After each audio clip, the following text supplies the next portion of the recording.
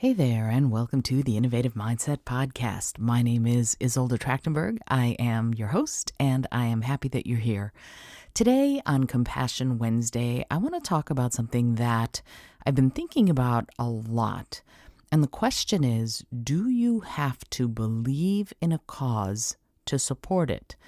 And another way of looking at it is, can you work for a cause you don't believe in? And what does your mission, your personal belief system have to do with whether or not you can work for a cause, or you want to work for a cause, or you want to be on the forefront of that cause? I'm going to talk a little bit about my own personal experience. This is from a few years ago. I had completed a workshop at a college, and somebody at the workshop said, hey, these are all sort of people who are doing continuing education, and the woman said, I would love it if you would come and work with my company and do this communication workshop there. And I thought, yeah, this is great. I would love to do that. But as I was doing my due diligence about the company, I found out that they test on animals, and that is a deal breaker for me. That was it. I couldn't do it. So I had to step away, gave up many thousands of dollars as far as running this workshop. I would have gotten paid a lot of money to run this workshop. And so I couldn't do it. I had to step away and say, no, I can't do it, because that's one of my personal deal breakers. So the question then becomes, what are the parameters that you need to have if you're an entrepreneur or an employee or a freelancer? What kind of parameters do you need to set up for yourself as far as what you believe, what you want to do, how you want to approach any kind of work, if you're going to be doing it from that compassionate place, right? So if you have a belief system that you really want to adhere to, and you want it to be your guide, if you will, in how you make those kinds of professional decisions, you need to know what that belief system is. So you need to establish that for yourself. For me, it's always going to be vegan first, cruelty-free first, leave it better than you found it first.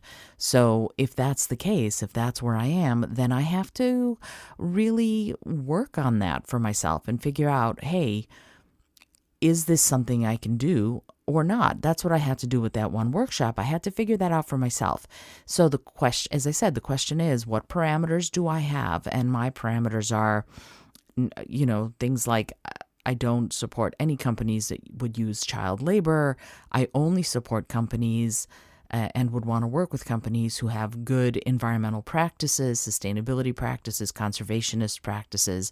And I especially want to work with companies that are doing any kind of work on averting the climate disaster or working on wildlife conservation.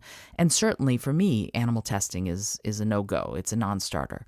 So, and other people might find that that's okay for them. It's just not okay for me. So the question is, what kind of parameters do you have set up? If you're a freelancer or an entrepreneur or a creative, you could be a graphic designer or a musician, what belief system do you have set up for yourself? And how do you check in with yourself when offered a new gig?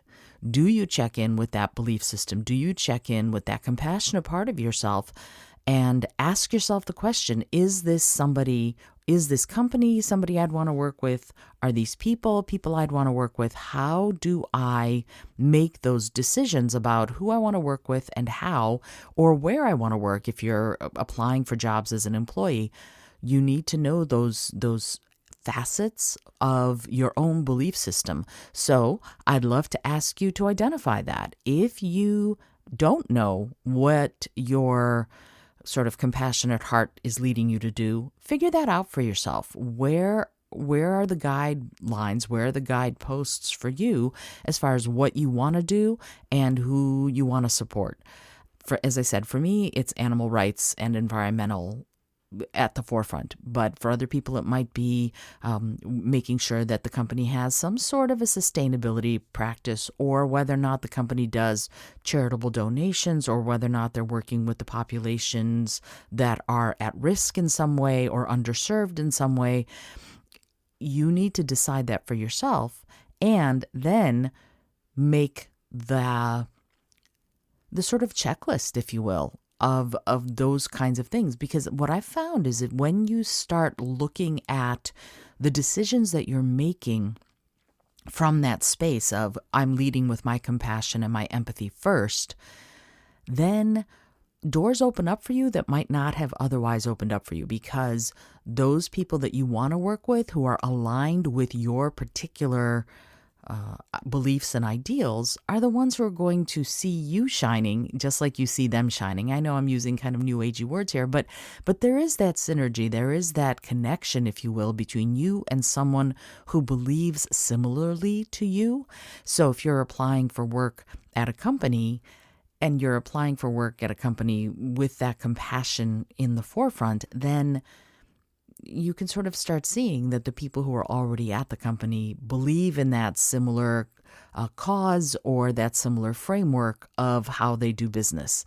You can do the same thing as a freelancer. If somebody's offering you a job or a gig and you can't support what they do, then why would you want to work with them? Why would you want your work, if you were a graphic designer or a composer or an architect, whatever it is, why would you want your work to be highlighted and reflected as part of an organization or a company whose mission you do not believe in, support, or respect?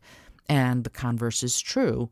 If you are highlighted, if your work is part of a company's mission that you do respect, then other companies will see that exact kind of work and will probably want to work with you because you have that as part of your mission, if you see what I mean. So companies with similar frameworks or similar ideals will want to work with people who share those ideals.